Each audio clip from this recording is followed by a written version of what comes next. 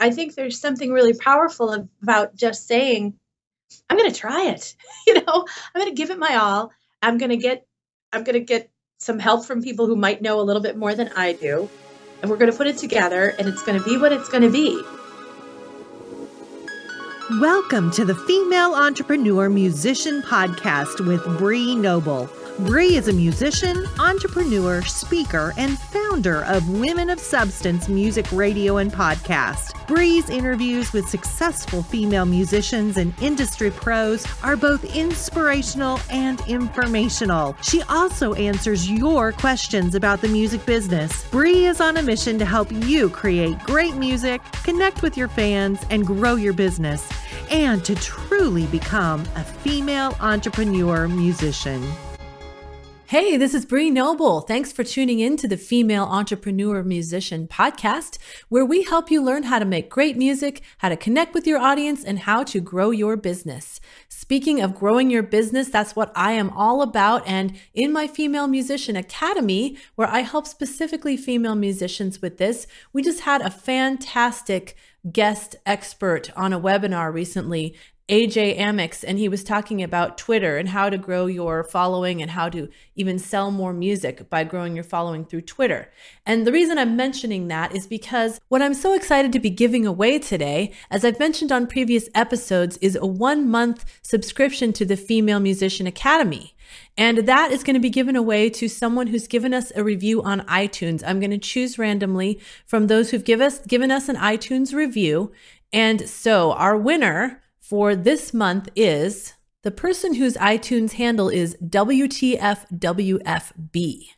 You have just won a 1-month subscription to the Female Musician Academy. So please contact me at Bree@femusician.com to claim your 1 month of the Academy, where you get all kinds of great training like the one I just mentioned. And I love this person's review, so I'm going to go ahead and read it right now. It says, "Powerfully inspiring. I found Bree Noble's program through her presence on Music X-Ray, and I'm so glad I did. I really appreciate the support to independent women musicians that this show offers. It is extremely valuable and validating to me to know it is possible to transition from wishing for the pie-in-the-sky record deal to working in music on a daily basis in rewarding and exciting ways that include performing, teaching, and connecting with people meaningfully through music." Thank you so much for your review. It just makes me feel great to know that you guys are getting out of this show what I intend to put into it. So keep the reviews coming. If you need help figuring out how to give us a review on iTunes, just send me an email at Bree@femusician.com,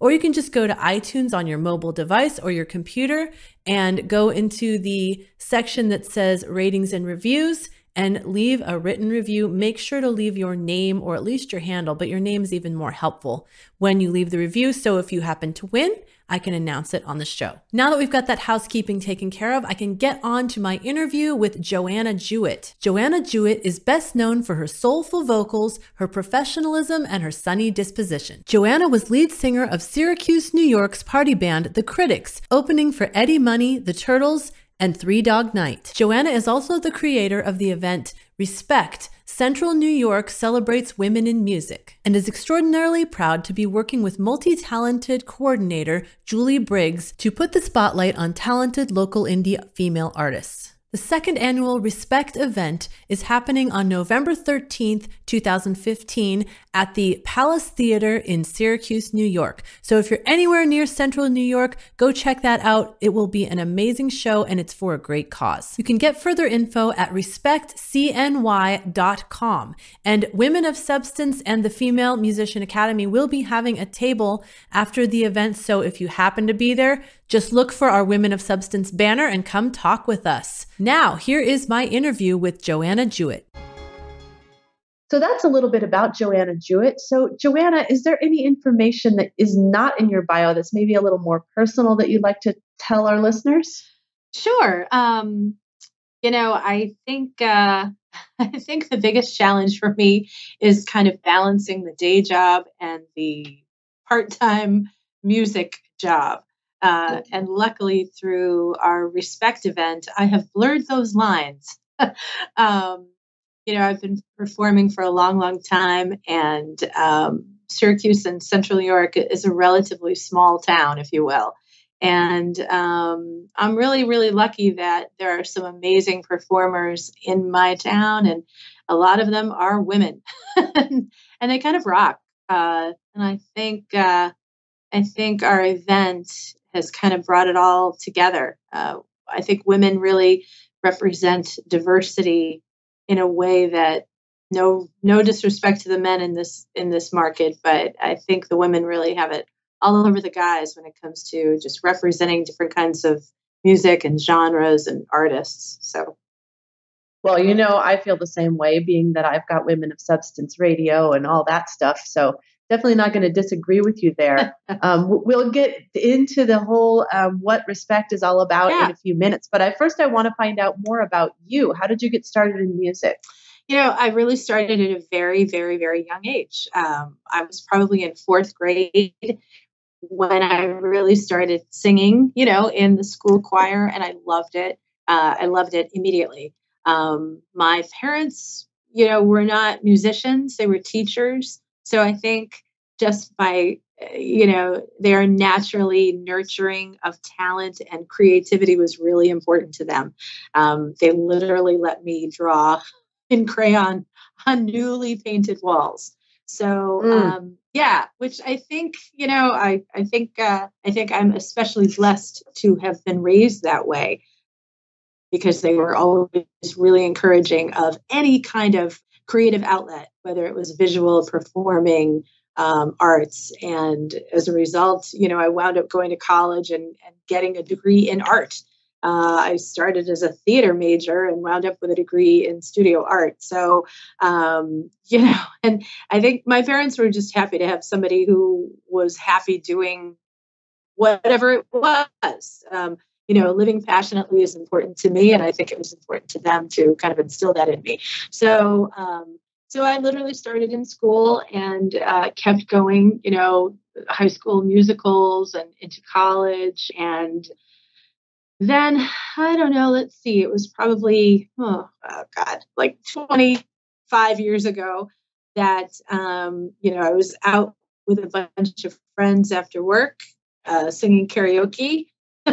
And a local musician, came up to me after and said, you really ought to be singing with a band. And that's just kind of how it all started. I joined his band, literally singing 3 songs the whole night. But I was happy for the 3 songs. And then, just evolved and wound up singing more and more, and eventually singing lead, and then leaving that band and, joining and forming others. So that's kind of how it all began. Wow. Well, that's cool that you hit so many different aspects of art and creativity. And you've been in a whole slew of bands I saw in your bio. I have. So the whole time, have you been like a part-time musician doing that and also doing a full-time job? And, Always. How have you balanced that? I have. And it's funny how life works. I guess, even though my parents fostered this creativity in me, I think I was raised pretty conventionally. So, I've always had a mortgage, or at least rent. I'm not really one to live with regret. I just think it's kind of a waste of time. But that being said, now I'm 47. I think, if I had it to do all over again, I probably would have really gone for it, gone to New York or Chicago or, someplace and really tried to make it, in the music business as a writer, as, performer. But I've always done it. Always. It had from, for all of my adult life, I've always performed, sometimes more intensely than others. This year, in fact, was an especially busy year, which, I love my day job and I absolutely love performing. But this year, I definitely felt the crunch over the summer. I played a lot this summer, and there were times when, the days just kind of went into, it was like, oh, is it Monday? Is it Friday? So sometimes it is a little hard, and I am married. So there's that too. I don't have children. I have a dog who is probably even more demanding than a child would be. But yeah, I've always done it. And I think, you just get into a routine and it becomes part of what you do and how you function. I've always done it. And so what is your day job? My day job is I am the director of marketing, public relations, and communications for the centers at St. Camillus. We're a healthcare facility on the west side of Syracuse, New York. And we offer a lot of different programs and services. Really, our goal is to help people remain independent in the community. So physical, occupational, speech, language therapies, rehabilitation after an accident, after surgery, specialized brain injury rehabilitation, long-term nursing care, home care, you name it. we're a big facility. And, I was a media representative. I worked in radio, I worked in print. And about 5 years ago, I heard about this opening and I applied, never having been on the other side of the desk. I was always in the sales mode, so always pitching and never being the one to buy and place media. But it was kind of a natural progression, I think, from media sales. I learned a lot. Hopefully I know how to buy effectively, buy the right radio time, et cetera. And, it just kind of happened. I know we'll get more into it about the Respect event, but more than ever, the two roads have kind of become one, which is a good thing. Yeah, I was going to say, have you used that marketing knowledge in your own music to promote? I definitely have. I will admit I am, it's really only the last few years that I have become more comfortable with self-promotion. And I know a lot of people who really do it so much better than I do, but I'm working on it. I'm trying to get better at it. It's certainly an important part of it. And if I had to make my living, performing, I think I would be a much better self-promoter than I am. I think because I've always had the comfort of a salary and benefits and, all that, I have been, I'll admit, I've probably been a little lazy when it comes to that, or a little, maybe not lazy, maybe a little bashful about that. Not to say that I don't have a lot of self-confidence. I really, really do.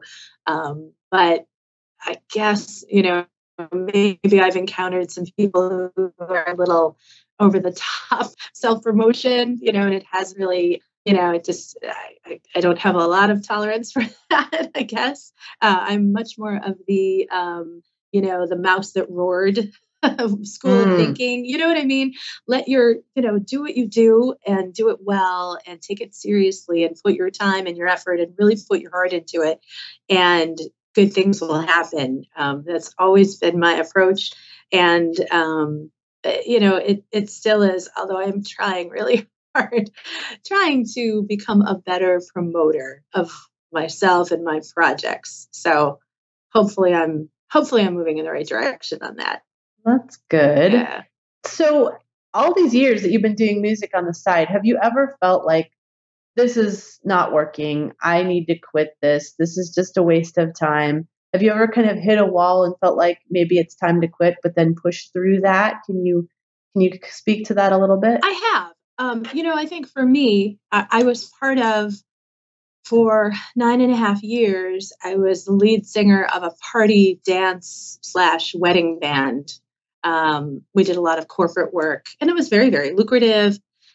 I think it was just a really long haul for me, so I quit. I quit something that I really, really loved. It was the right time for me to kind of back off a little bit. I really, really, I love all kinds of music, but you can only sing "I Will Survive" so many times. So I stopped. I stopped. I left the band under really, really good terms, and just took a few months off. And I'll tell you, I really didn't have a plan when I left. I was just ready to take a little break. And I would say it was probably no more than 8 or 10 weeks before I thought, oh, okay, I need to do something. This is not me. I'm not cut out only to have a day job. I definitely need both. I need the creative outlet. And I really have always loved being part of a band. I really love that. I love the dynamic.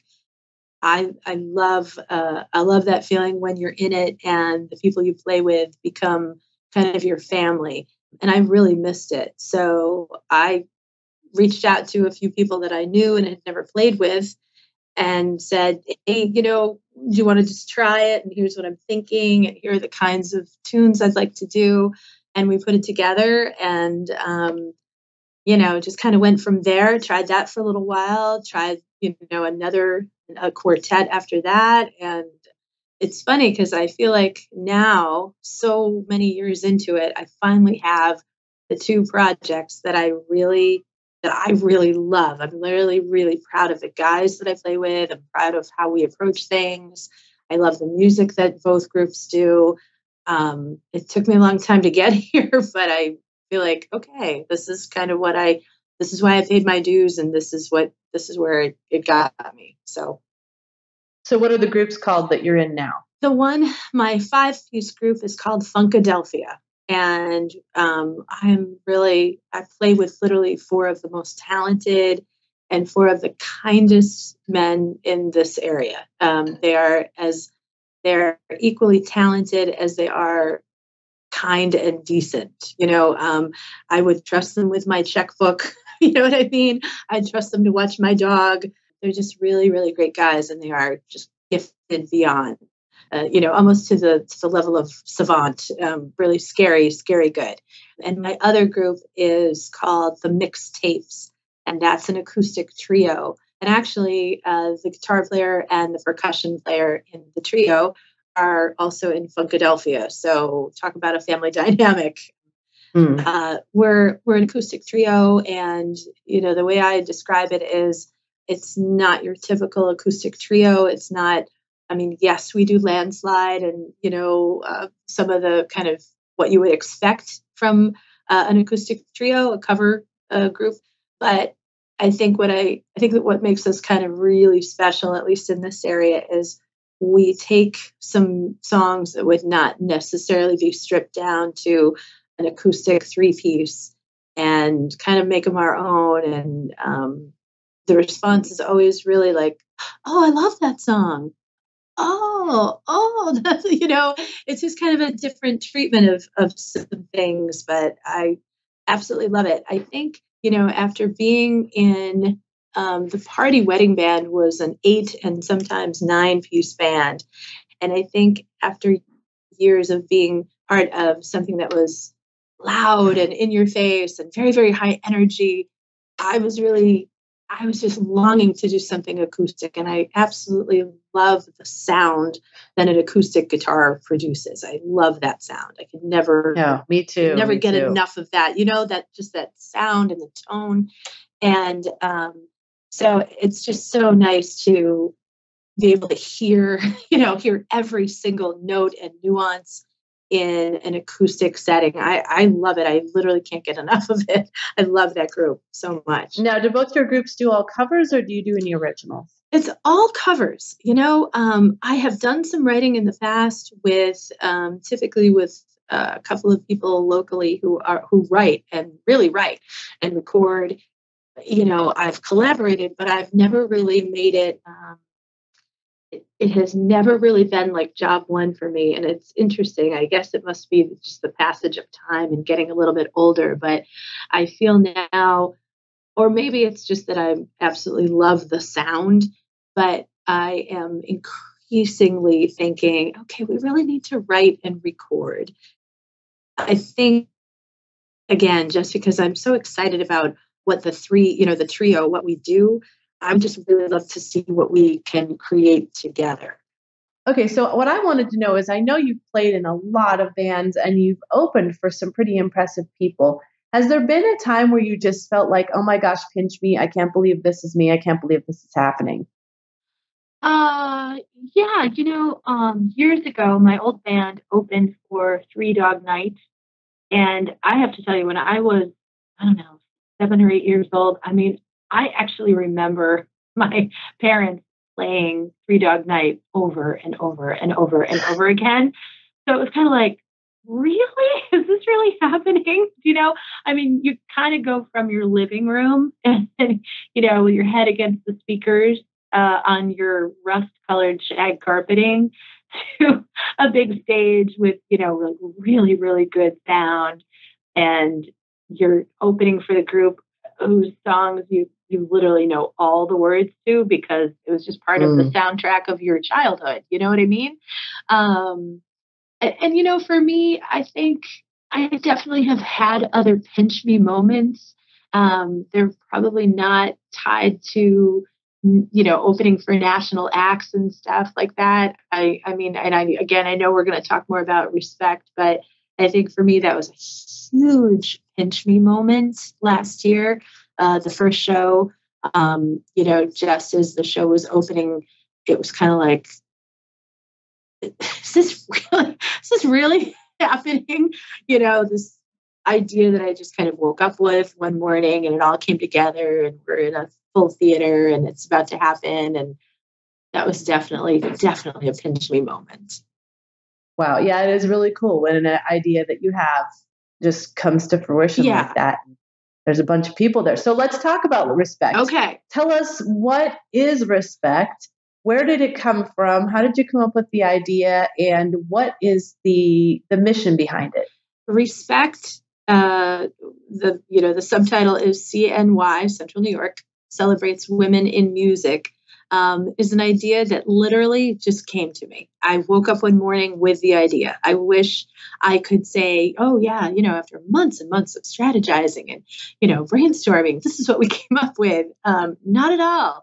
It just really came to me organically. I woke up one morning last February and I thought, how great would it be to have, all of the really well-known, super talented female musicians in this town get together for one night, a live concert.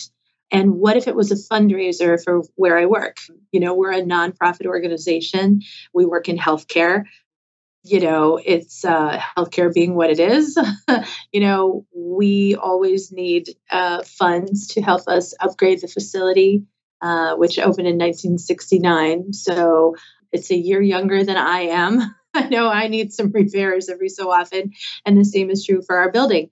I think because I always worked in the cover party wedding vein, there were a lot of songwriting, women who were into original material and artists that I knew but had never met personally. So I just kind of made it my mission to get to know these women.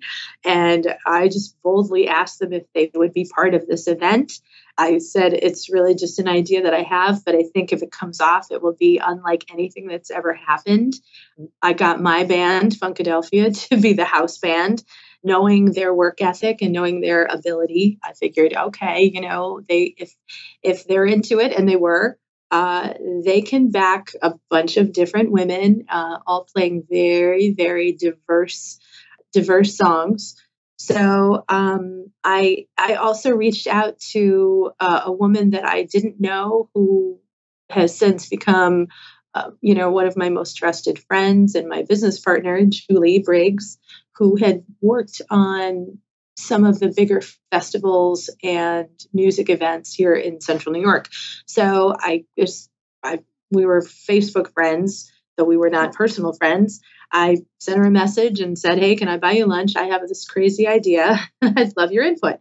So we met for lunch. I told her what it was. I told her that I was thinking about calling it Respect, because I love Aretha Franklin and her voice and her music have totally shaped who I am as a singer. I told her the idea. She knew pretty much all of the women that I had in mind and made some really good suggestions. I didn't really know anyone who was working in the country lane, and she made a suggestion, and I reached out to her. And so, after months of kind of putting it all together and rehearsing, etc., last November, we had this killer show that spotlighted women of all different age, of different ethnicities, and they rocked the house. I mean, it was just one of our MCs is Dave Frasina, who's on the Revel 105.9 here in Syracuse. And Dave is he's one of the nicest guys you want to meet. He really knows rock and he really, really knows music. And probably for the local music scene, he's as powerful an advocate and promoter as there can be. And so Dave and Amy Robbins, who's on one of the highest rated stations in the market, were our co-hosts. And Dave said, to steal a line from Forrest Gump, one of the great things about tonight's show is that you just never know what you're going to get. And it's true. It was such a mixed bag. We had everything from jazz standards to really like in your face alternative to R&B, artists, you couldn't ask for a more diverse evening. Barbara Streisand to Sade to Aretha Franklin to Cyndi Lauper to Janis Joplin. And everything in between. I think one of the really great things about the evening was, we all kind of have always worked in our lanes, and it was really interesting to see. Because all I asked the women was, just pick 2 songs by women who have inspired you. That was it. The rest was really up to them. And it, for some, I thought, oh, for sure she's going to do a Joni Mitchell song, or she's going to do a Melissa Etheridge song, or she's going to do a Gladys Knight song. And I was not right on any. I wasn't even close. But it was just such a powerful thing. And the audience loved it. The buzz was crazy. One of the performers said to me afterwards, okay, this was like a great big group hug.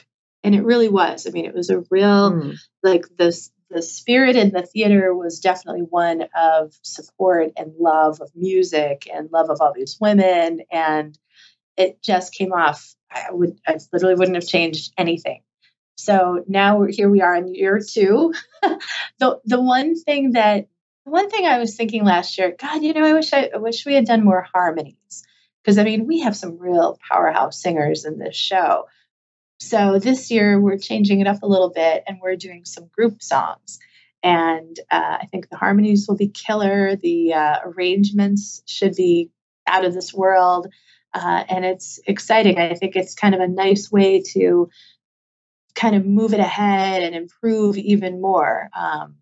I think, there are some amazing harmonies to be sung out there, and I can't think of anything sweeter than female voices in harmony. That's the sweet spot. So really looking forward. Yeah, don't you think? I'm getting so jealous hearing all this, because I really want to be there. And it's just all the way across the country. Plus, I'm actually singing at another event that weekend, so it's not going to happen. Oh, God. But Stacy's going to be there representing us, glad. I'm so excited about that. It's going to be but great. I really wish I could be at the show, because it sounds great. I know. It's for me, because I'm kind of working both sides of this. It's a fundraiser for where I work, and I'm certainly passionate about what we do here and the mission, and the people who work here really, really, at the risk of sounding like a Miss America contestant, they really, really do change lives. They literally help people get back to life after injury, disease, you name it.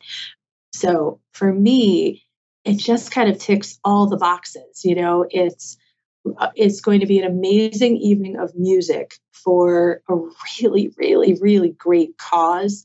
And I hope that, and just the talent of the people involved, I think that's why our community seems to be rallying around it, which is it's very moving to see. So it's now, how did you choose the people? And did you have the same people as you did last year? I recognize a couple names on there: Donna Colton and Donna. Jess Novak. They've been on Women of Substance. But is it the same people, or is it different people? And how do you choose? It's all the same people and more. My friend and partner Julie Briggs, who I mentioned earlier, she's always the one saying, Joanna, it cannot be a 12-hour show. So I do try to edit. This year, I have all the women are singing one song of their choosing, and then all the group stuff. In an ideal world, we'd be able to go on, and I could add another 15 different amazing women. And there is a list, there's a list of people that I would like to see involved in next year's show. But the day after last year's show, we literally sat and just kind of, Monday morning quarterbacked the show and what was great, what was, what worked and what didn't work. And there was really not much in the didn't work category. I mean, we really have some amazingly talented women, and no one is alike. No voice is similar. No approach is similar. We have some who, and I think, no disrespect to the guys out there, but I think, some women are just real, when it comes to being on stage. They're really extroverted, and it's about the audience and giving to the audience. And sometimes it's quieter, and sometimes it's more personal, and sometimes it's a little more inward than outward. But I think that's part of the diversity again. I think it was very clear, at least to me last year, the performers who kind of leave it all on the stage, you know what I mean, to please the audience. And then the others who leave it all on the stage because it just has to pour out of them. You know what I mean? Right. And it's a beautiful thing to see. And, there were a couple of women who actually kind of paid tribute to their moms.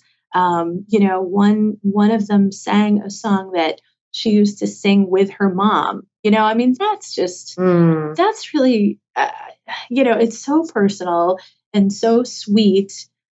And I think the audience was right there with her. Like, they really got that, really, really got that.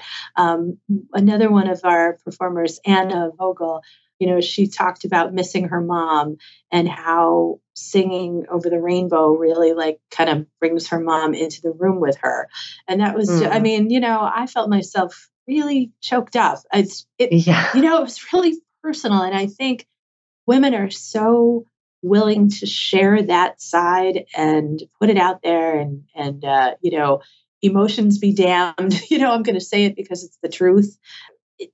It was just one of the many, many things that made the evening memorable and kind of unprecedented, and really just something very different.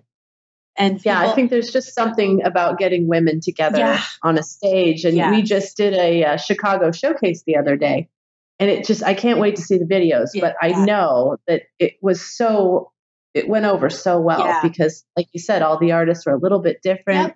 Yep. But there's that common thread of being women. Yeah. It's really an amazing thing.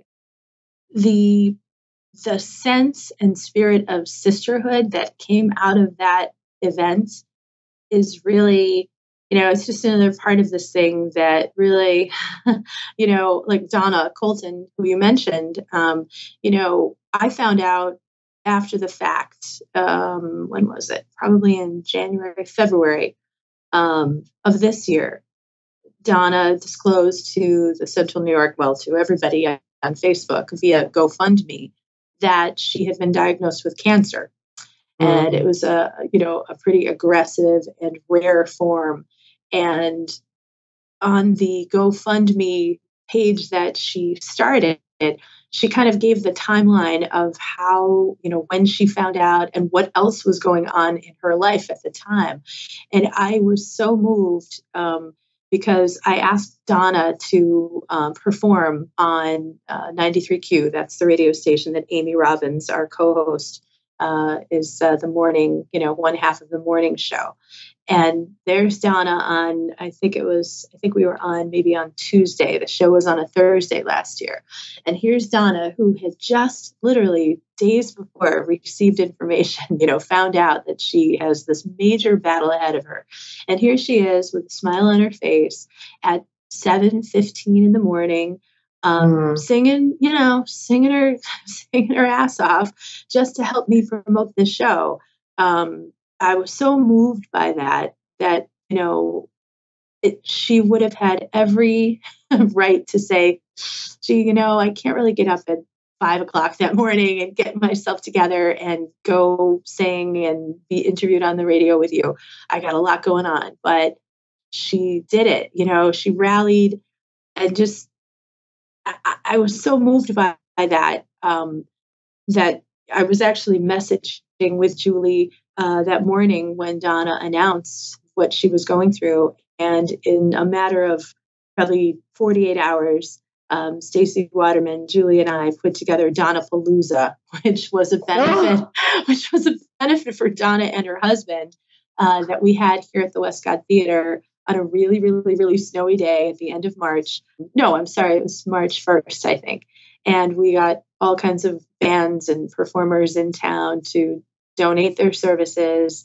And I think we raised, I don't know, I think it was like $7,500 that day. Wow. Yeah. So I mean, when I say sisterhood, that it goes deep here. A handful of the women from the Respect show got in touch and said, "What can we do? How can we help? Can my band play? What do you need?" And not all of us had met each other before Respect. So it's kind of like, okay, now we know each other. We're at least in each other's lives, and we have some kind of shared experience.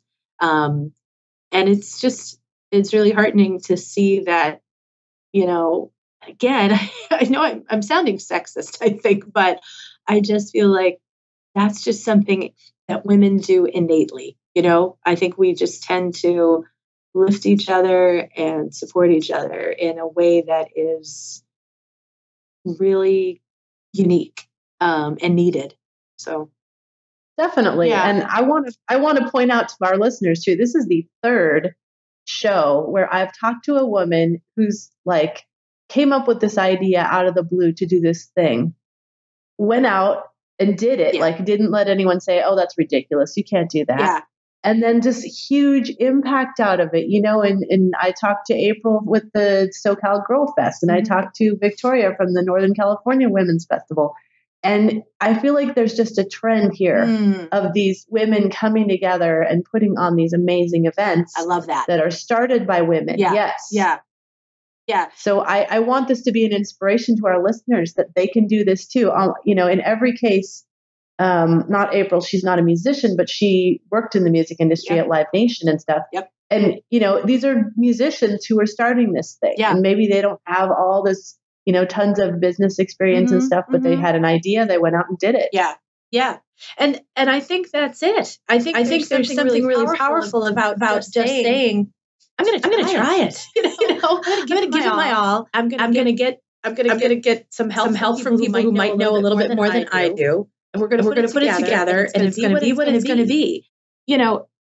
And for, the day job side of me, I'm really happy to say that last year's event was the first one, and we netted $8,100 that all went back to the centers at St. Camilla's. I mean, I do other events, and I've done some other event planning, and I think anytime a first year event makes decent money, be happy. And when it creates this kind of groundswell and this kind of fellowship, for lack of a better word, and sisterhood, I think that speaks to, not only women, but the power of community. There's a phrase that we keep kicking around this year, and I think it's absolutely true, that collaboration is magic. It really is. It never would have gotten off the ground if anyone had said no. We had, including myself, there were 18 of us who performed last year, and this year we have 21. If half of those people had said, no, I think I'm going to pass, it wouldn't have been what it was. But I think just that willingness to try something, to support another woman, to support a really good cause, that was the driving force behind this. So absolutely. I think it's powerful. Yeah, it is. Yeah. And on that powerful note of you saying collaboration is magic, I love that. Yeah.